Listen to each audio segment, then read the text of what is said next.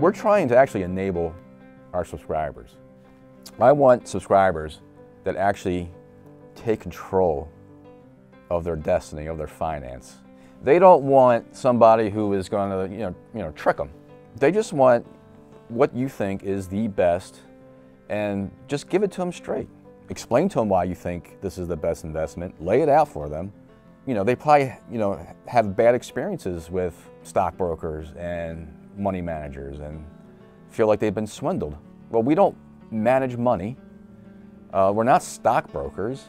All we do is provide information. That's it. We provide information.